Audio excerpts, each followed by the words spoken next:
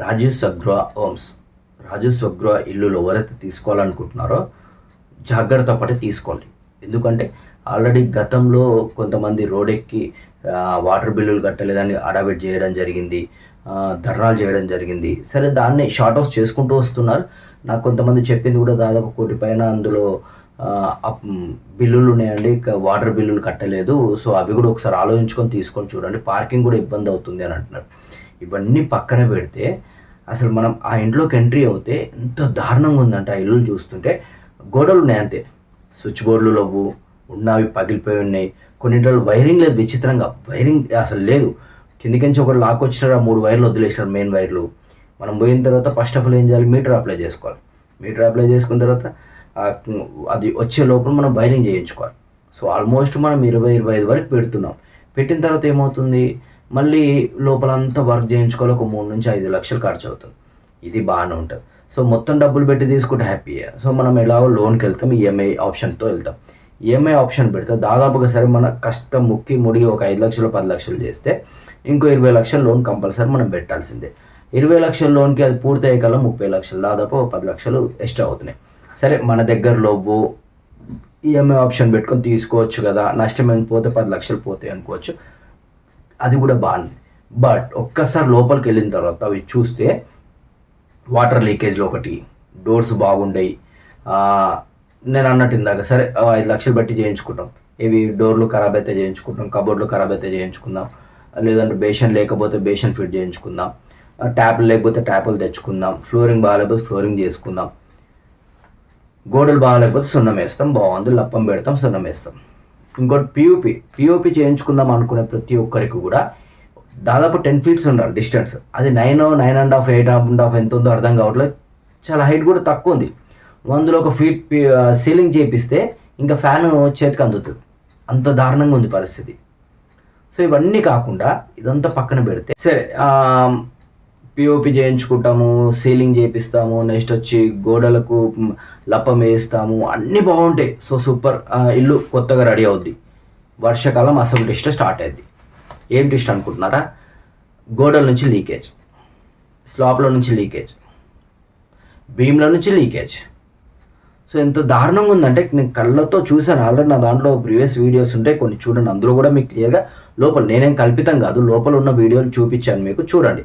ఇది ఎప్పుడో రాజశేఖర హయాం కళ. ఇది రాజశేఖర హయాంలో కట్టర్ కేసీఆర్ హయాంలో ఓపెన్ చేశారు. 2 సార్లు ప్రయత్నించారు. ఎందుకు అప్పుడు అమ్ముడు పోలేదో తెలియదు. దాదాపు 10-15 సంవత్సరాల నుంచి వాళ్ళ మూతపడిపోయి ఉన్నాయి. ఎలా ఉందంటే బూత్ బంగ్లాలా కనబడతాయి చూస్తే, ఒక్కటేసారి చూస్తే బూత్ బంగ్లా. మీరు ఎవరైనా సరే మీ ఇంట్లో వాళ్ళని, అంటే మీరు కొనాలని డిసైడ్ అయ్యి ఇంట్లో వాళ్ళని తీసుకెళ్తే 100% మీరు కొనరు, ఇంకా వద్దంటారు. ఇంట్లో వాళ్ళు, ఫ్యామిలీ వాళ్ళు అసలు వద్దంటారు. అంత దారుణంగా ఉన్నాయి. సో చూడడానికి బయట నుంచి చాలా అందంగా ఉంటాయి. బయట కూడా కొన్ని అక్కడక్కడ క్రాక్స్ వచ్చేసినాయి ఆల్రెడీ. సో అది కాకుండా లోపలైతే మొత్తం వాటర్ లీకేజ్, డోర్లు ఖరాబ్ కావడము, నెక్స్ట్ వాళ్ళు చెప్తున్నాను కదా, గోడలన్నీ ఖరాబ్ కావడము, వాటర్ లీకేజ్, ఇవన్నీ చేయించిన తర్వాత కూడా గోడల నుంచి వాటర్ లీకేజ్, స్లాబ్ నుంచి వాటర్ లీకేజ్ అయితే పరిస్థితి ఏంది? సో మరి దారుణంగా ఉంటుంది కదా. ఇవన్నీ మీరు ఒకసారి ఆలోచించి, ఎందుకంటే సామాన్యుడికి ఒక ఇల్లు అనేది ఒక పెద్ద కళ. సో నాకంటూ సొంత ఇల్లు ఉండాలి, ఆ సొంత ఇంట్లో నా ఫ్యామిలీ ఉండాలి, నేను ఉండాలని చాలామంది కలగంటూ ఉంటారు. అలాంటప్పుడు కడుపు కట్టుకొని మరీ కష్టపడి, కొంతమంది ర్యాపిడో అయితేంది, కొంతమంది కూలీ అయితేంది, కొంతమంది జాబ్ చేసుడు అయితేంది, చాలామంది కూడా వివిధ రకాలుగా సంపాదించి రూపాయి పోగు చేసి బయట టీ తాగకుండా, టిఫిన్ చేయకుండా, లంచ్ చేయకుండా, డిన్నర్ చేయకుండా, ఫ్రెండ్స్తో పోతే ఎక్కడ ఒక 100-200 ఖర్చు అవుద్దని సిచ్యువేషన్లో రూపాయి దాచిపెట్టుకొని పోగు చేసుకొని మీరు వెళ్ళి అక్కడ డబ్బులు కడతారు. అప్పుడు ఆ సాటిస్ఫాక్షన్ ఉండాలి కదా. 1 కాదు, 2 లక్షలు కాదు, 15 లక్షలు, 20 లక్షలు, 25 లక్షలు, 30, 40, 50 లక్షల వరకు ఉంది అక్కడ. సో ఇలాంటి సిచ్యువేషన్లో మీరు ఇంత కట్టి సుఖంగా నిద్రపోకపోతే ఆ ఇల్లు వేస్ట్ ఇంకా మీకు. అది పక్కన పెడితే పార్కింగ్ 3 లక్షలు, 2 లక్షలు, 1 లక్ష. కొంతమంది నేను అడిగితే తెలిసింది ఏంటంటే, నేను 3 లక్షలు కట్టిన ఇంతవరకు మాకు పార్కింగ్ ఇవ్వలేదు అంటారు. సో ఇక్కడ మాత్రం పార్కింగ్ ఉంది అని పెడుతున్నారు వాళ్ళు. మరి పార్కింగ్ ఎక్కడి నుంచి ఇస్తారు అనేది క్వశ్చన్ మార్క్. చాలామంది బయట పెట్టేస్తున్నారు.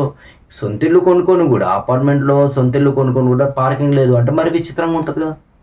సో ఇవన్నీ ఆలోచించి, ఇంకోటి గేటెడ్ కమ్యూనిటీ అంటే ఆ రేట్కి ఓకే, గేటెడ్ కమ్యూనిటీలో ఆ రేటు చాలా 100% నయం.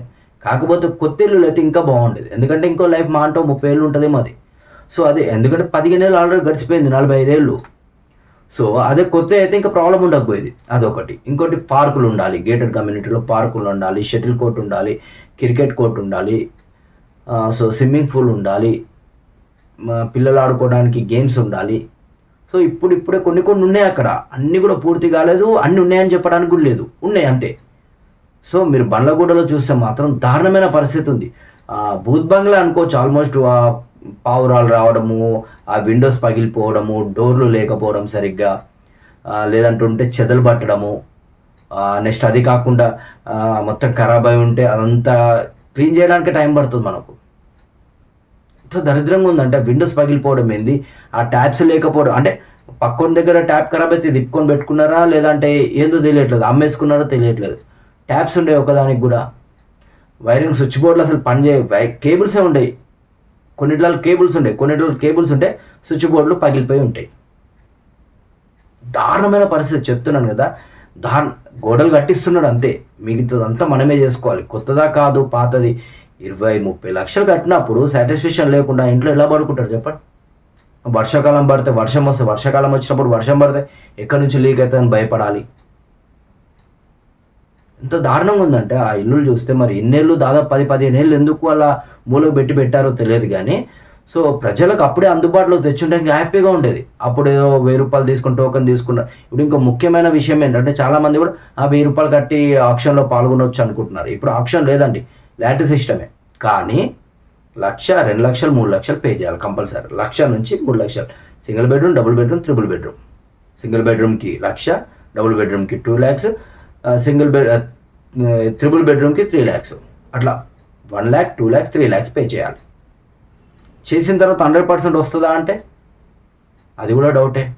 ఎందుకంటే చాలామంది ఇప్పటికైనా సరే సొంత ఇల్లు కళ నెరవేర్చుకోవడానికి ఇప్పటికీ ఆటో డ్రైవర్ల కాడ నుంచి వస్తున్నారండి. చిన్న స్థాయి నుంచి కూడా దానికి పోటీ పడుతున్నారు. ఎందుకంటే డేలంతా నడిపితే ఒక 200-300 మిగులుతాయి వాళ్ళకు. సో మళ్ళీ ఇందులో ట్విస్ట్, అలాంటి వాళ్ళు కూడా సింగిల్ బెడ్రూమ్ తీసుకోవాలంటే మినిమం వాళ్ళకు 35 లోపు శాలరీ ఉండాలి. 25 నుంచి 35. ఆటో నడుపుకునే వాళ్ళకు ఎంత వస్తుంది మహా అయితే 20,000 వస్తుండొచ్చు. ఖర్చులు పోతే వాళ్ళకి. అలాంటప్పుడు ఈ 25 నుంచి 35 లోపు ఉన్న వాళ్ళకి సింగిల్ బెడ్రూమ్ అంటే ఎలా పాసిబుల్? ఇక డబుల్ బెడ్రూమ్ 35 నుంచి 50 వరకు ఉండాలంట శాలరీ. 35 నుంచి 50 ఉంటే వాడు ఆల్మోస్ట్ అపార్ట్మెంట్లో మంచి ఇండిపెండెంట్గా తీసుకుంటాడు, లేదంటే అపార్ట్మెంట్లలో తీసుకుంటాడు, బయట తీసుకుంటాడు. ఒక 50,000 శాలరీ ఉంటే ఇక్కడ ఎందుకు తీసుకుంటాడు? ఇక ట్రిపుల్ బెడ్రూమ్ 60 నుంచి 1,00,000 వరకు ఉండాలి. సరే ట్రిపుల్ బెడ్రూమ్కి ఎలాంటి ఆంక్షలు లేదు, okay. Double bedroom, single bedroom minimum ఇంత శాలరీ ఉండాలి, ఇంత ఉంటేనే ఇస్తామంటే ఏంది పాసిబుల్ ఏంటి? ఇంకోటి ఏంటి, అక్కడ బ్యాంకర్లు ముందు ఉండరు.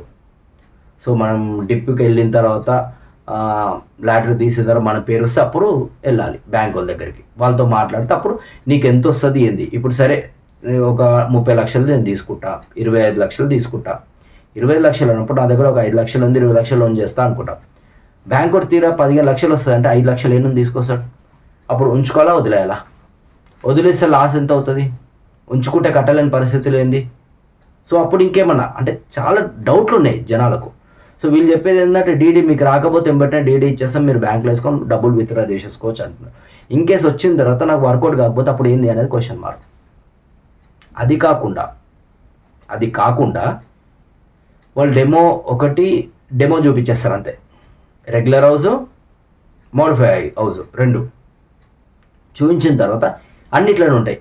మీరు చూసుకొని బయట నెంబర్లు చూసుకొని వేసుకొని ఇచ్చేయండి అంటే ఆ లోపల పరిస్థితి ఏందో తెలియదు, ఎట్లుందో తెలియదు, ఎలా ఓకే చేస్తారు?